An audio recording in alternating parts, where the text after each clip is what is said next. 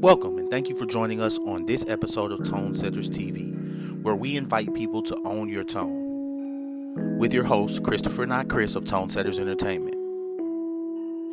On this episode of Tone It's Setters been TV, a we speak long with time coming, Tuxedo a lot of Jones bumps in the road, as he but shares his passion for made fashion and design, and a also how lot he has of scaled his business over the last few we've made a years lot of different to reach new sacrifices heights. to be able to do what we do. What's going on, everybody? It's your boy Christopher, not Chris, here for another episode of Tone Setters TV. Today we are here with Mr. Tuxedo Jones, the owner of Tuxedo Jones, custom suits, wedding apparel. I mean, they got it all. So, first of all, I'd like to thank you for joining us on today's episode. How you doing, man? I'm doing great, man. I'm just chilling, man. Just chilling, loving life, loving life. That's good, man. That's good. So, first of all, Tuxedo Jones, like what made you come up with the brand, and what is exactly that you do? Well, I came up with the brand because it's something that I've always been into. I've always pretty much liked doing suits. I like the idea of suits. I like the idea of creating and being able to manipulate certain fits, cuts, and things like that. So it's always been something I was into. And when it came to creating the brand, it's been a long time coming. A lot of bumps in the road, but we've made a lot of we made a lot of different sacrifices to be able to do what we do. So I think the brand came behind us of me really wanting to go the distance with it, like compete with the larger companies that do what I do on a larger scale, such as some of the power players like Vince Warehouse or Joseph A. Banks and things like that. So I was just kind of making my own little lane in that particular space. Nice.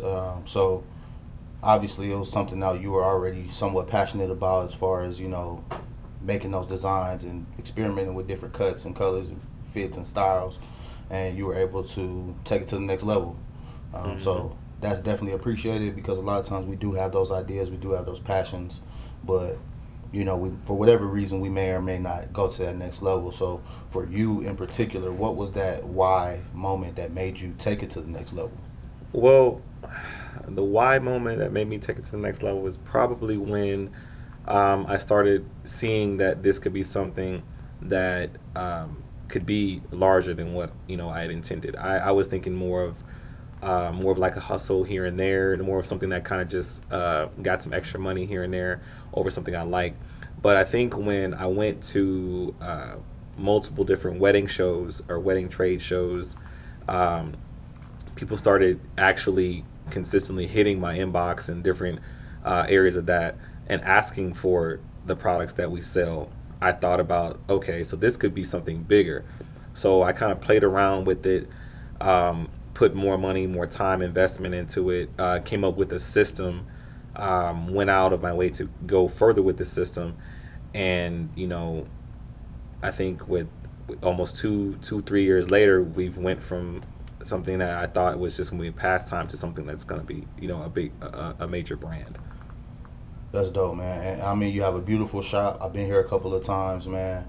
It's very welcoming, and you have a bunch of different things that catch people's eye. So I can see the development from the first time I came into the store a few months back till today. I can see how you've even grown in just a few months, and kind of changed things up a little bit. So I can definitely see your passion in what you're doing. And a lot of times we talk about all the good things that come along with business, but as far as the flip side of that, what have been some of your major challenges in maybe in this space in particular, or just in business in general? I think one of my major challenges in this space is, or just in business, is supply. So a lot of customers don't understand what we do, and how far that we go to make things work for you, your wedding, your custom suit, and how, if something is incorrect, how further we'll go to make it work. But I feel like during, especially with the pandemic, when everything else was closing down and doing this like that, and we remained open, they assume, a lot of customers assume that we don't have those same challenges. Like, oh no, they don't, their shipping is running fine, or oh, when we order something, it's there, or when we order a suit, it'll come in a couple of weeks. But we have to re-explain to people that, hey, this is something we're dealing with as well. Our supply chain slows down just like everybody else, but we have a lot of people that don't get that. And that, I think that's one of the biggest ones that we've learned just recently. But just, I guess, in general business, um, is a lot of they come in here with expectations that are beyond us, and I've done thousands of suits. We do suits every single day, so it's not like I'm just making one suit at a time. We make a couple of different suits every single day. So when people come in and they ask for something and it's like, okay, we can do this, or they'll show us a picture, it's for us to replicate something. They do understand we're making something off of a picture, but we're only getting the same pictures that you get. So when we try to make something and it's like, oh, well, I didn't think it was gonna come like that. Oh, I don't want it now. It's like we can't really do that. So I think that's more of the challenges. Like with custom, it's like we make something, it's yours. We're not making it for somebody else. So with that being said, we really can't do anything to I guess make you happy past that, because this is what you ordered. Yeah. So I think that's a good point that you make, because it's hitting me now that I'm understanding more about what you do. You're really an artist. Making those custom suits for people, and really getting down to every detail of what they want and what you can provide. It's really an art. And even in the videography space that I'm in, I see all the time people will send you hey, I want it to look like this, and you can do as much as you can to make it look like that, but and that person still exactly turn around and say, oh no, that's not what I wanted. It's like you're trying to replicate a Picasso that somebody else did. That's their Picasso, and this is our Picasso, but you want us to make something that they have. And sometimes we do very well at it, but I can't say that every time we're gonna hit it out the park, and no business does. But when you have roughly 7,000 to 10,000 suits under your belt, that's continually grows every single day. I think some of the stuff I've been more concerned with, I don't worry too much about the negativity. So one of the things that took me hard, like when people make negative reviews, they'll say, "Oh, I don't like this person. I don't like this. They did that and the third." And then sometimes in your heart, man, I did everything I can for them. I did all this and the third. And this is pretty much for any other business that's out there getting started. Yeah. Sometimes you're gonna go the distance. You're gonna do everything, and you're still not gonna make that person happy. And there's nothing you can do about it. I used to take reviews to heart. I used to go out of my way to go say, "Hey, look, what can I do for you?" But at the end of the day, when you look at larger businesses, they do what they do, and they leave it at that. You don't see HEB calling you personally to make sure make sure your groceries were okay. You don't see Walmart doing any of that. You don't see Men's Warehouse doing any of those things. They don't do no follow up. You go pick your stuff up, and that's it. But they look at your business, and two things that make it stand out is it's small and then it's black. So your expectation already move to a completely different shifting that makes us look different. Yes, sir. And I feel like being a small black business, we're working 3 times harder to get half the respect that you get when you go somewhere. And then out of that half of the respect, we got to work 4 times harder to get that same respect from our own people that are black. So I don't want to make it. It's nothing that involves racially charged, but I have to state the obvious. We're not. These are things that are pretty evident when you come into our store. So I'm not going to make it seem like it's anything about races, but I feel like people should. Hey, look, when we have a process, follow our process. If we have terms and conditions, follow those terms and conditions. When you deviate from those things, that's when we start to have issues. If we say, hey, pay by this particular date so we can have everything on time, and you're like, oh no, I'm gonna pay when I feel like it. Okay, so now we're gonna have an issue with your wedding. Or hey, well, this is the colors that we have, but I want this color, so this color is gonna cost more. But no, I want to pay this route. So those particular things kind of like play into it, and that's why I say like it's just some of the stuff I gotta like let it go, keep it moving. There's still fish out there, but a lot of them are just people are just aggravating. And I know a wedding is such a very fragile thing, so people are always like, oof, about those things. So I don't know.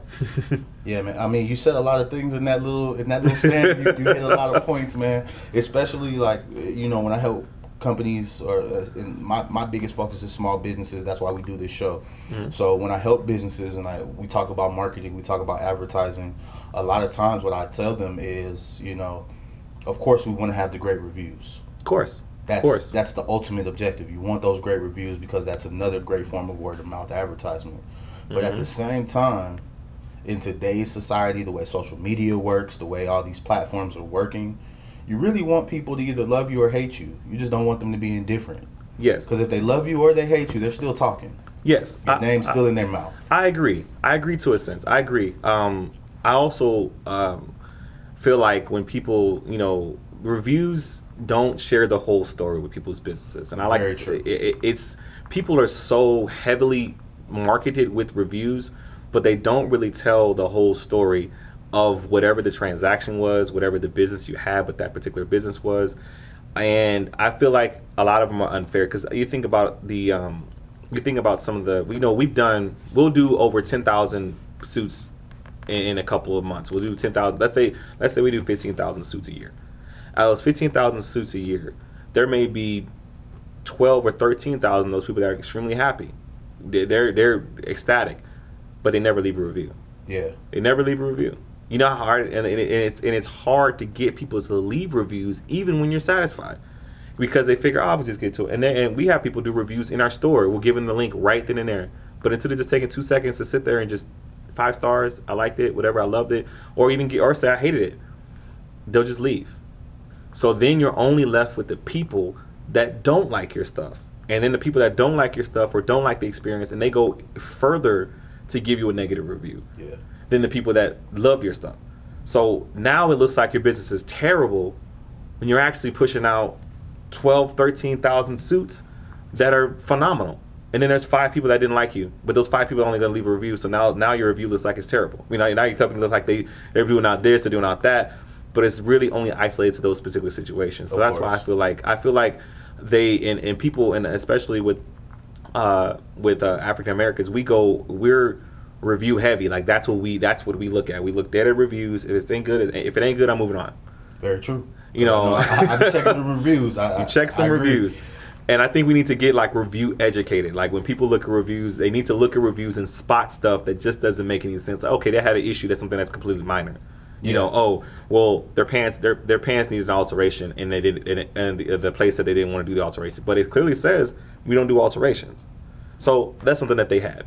So that's a problem that they had. Yeah. But we'll go with negative, blah blah blah blah. All right, cool. Let me just move on. And see that I definitely agree with you. Just being in a I've always been in sales, and then moving into doing my own ventures and whatnot. I always look at those reviews and I take everything with a grain of salt. Yes. Even the good reviews. Yes. Because some of those great reviews, they may have had an issue, but customer service, you took care of them. Yes. You helped them out, so they didn't really decide to speak on that.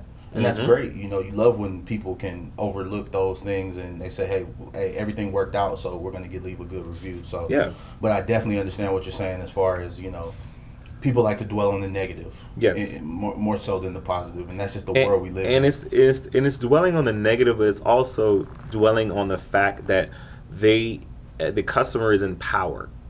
So when I say the customer has power, the customer could have made mistakes on their own. But in the review, they're not going to say those mistakes. Yeah. They're not going to ever say those mistakes. Yeah. They could have never paid you on time. They could have never came to the fittings on time. They could have never given you the measurements. They could have never responded to the email. They could have never answered the phone.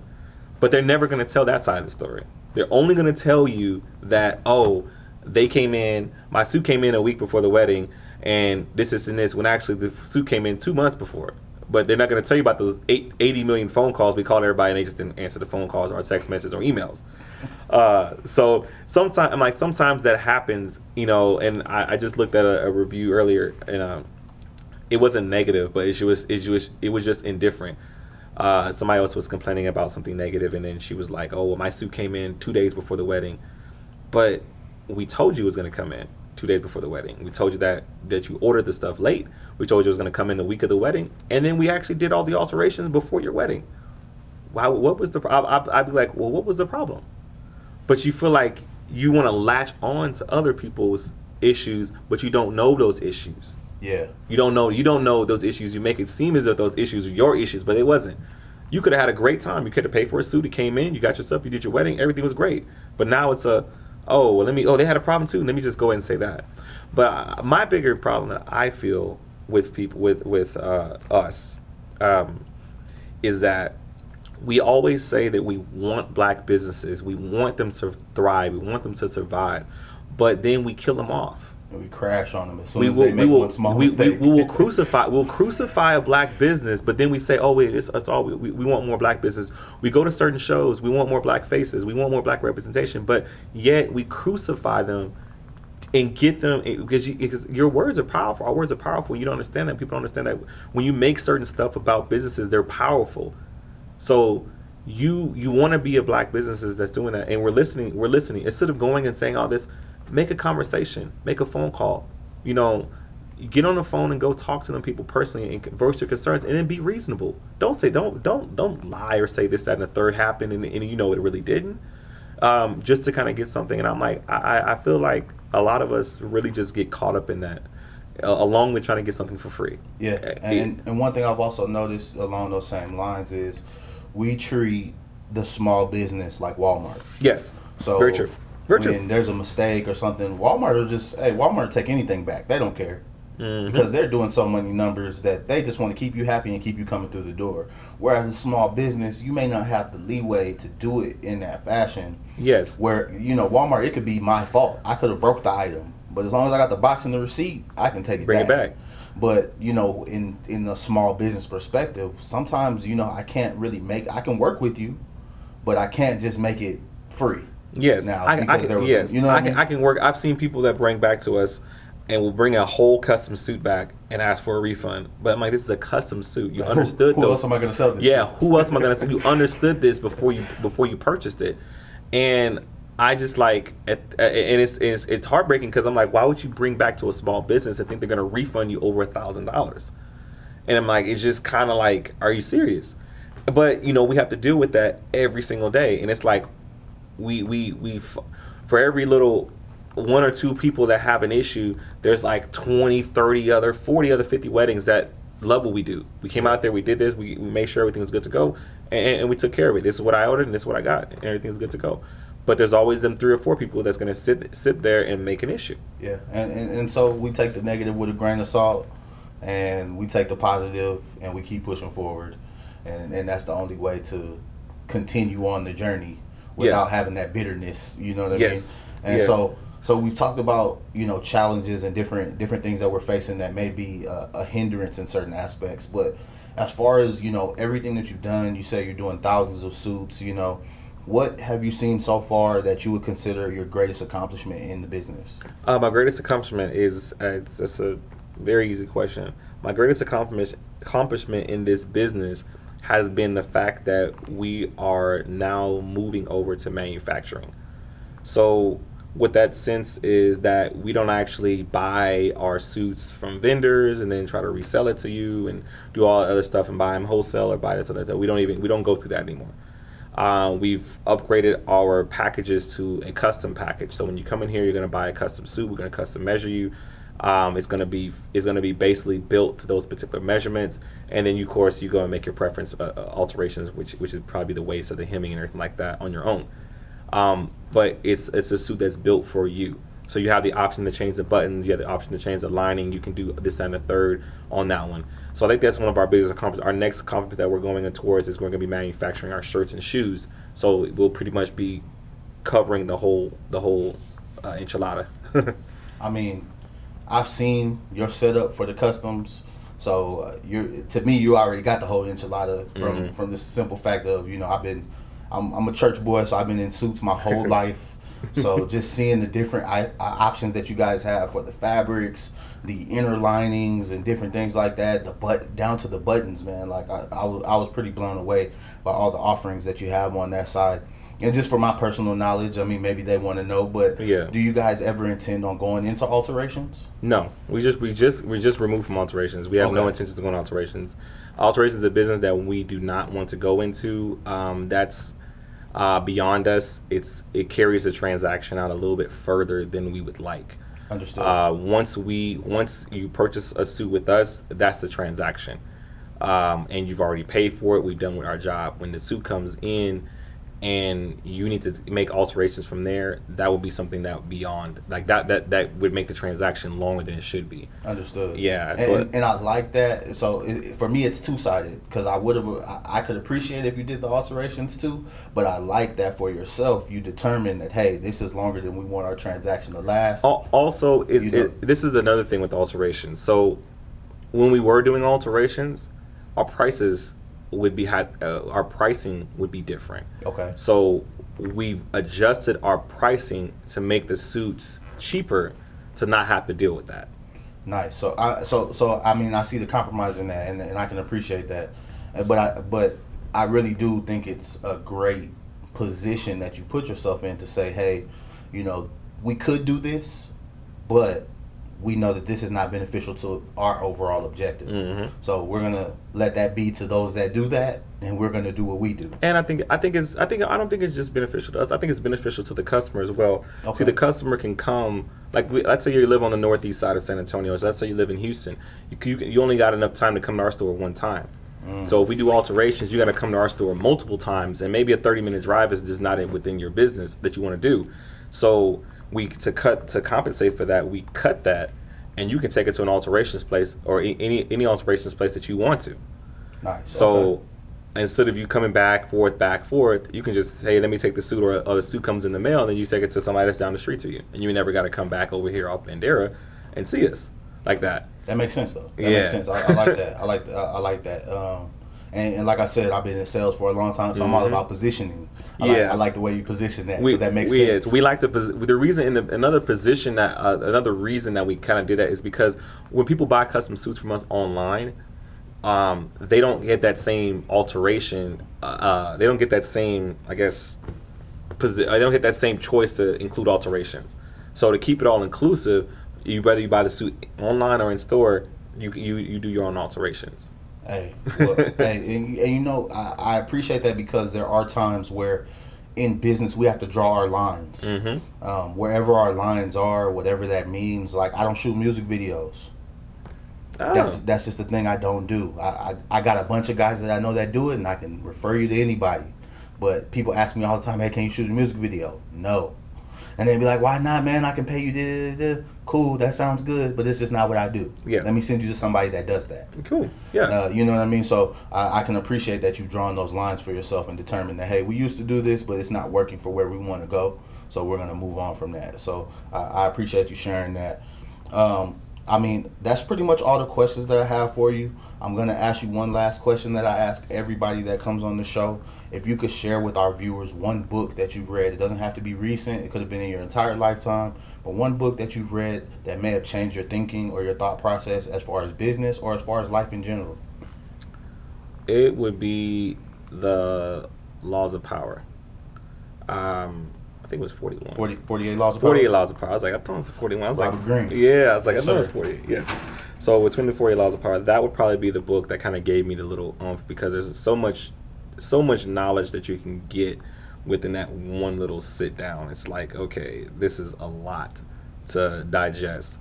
If I had to refer it to anybody, I think that would probably be the book that you can, if you're looking to do business, that would probably be the book that you need to sit down, learn, and go over to kind of get the idea of what you're looking for. I appreciate that, man. Tone Setters, y'all heard it here. 48 Laws of Power by Robert Greene. It's not the first time we've heard this book, so it must be something impactful. So everybody take a look at that. If you could tell everybody where they can find you on social media. Yes, so you can find us on Facebook. It's at Tuxedo Jones. You can find us on Instagram at Tuxedo Jones. And we're fooling with TikTok. It ain't just yet, but you can find us on Twitter at I am Tuxedo Jones. Nice. And then, of course, you have a website. Yes, so my website is www.tuxedojones.com. Perfect. So if you're ever in the San Antonio area or around the world, you can shop with Tuxedo Jones. We'll make sure we put all the information on the bottom of the screen so you guys can look him up. Again, I appreciate you for joining us. We really appreciate showcasing small businesses and letting people tell their story. Another episode of Tone Setters TV in the books. Peace. Thanks again for watching. Don't forget to like, subscribe, and share.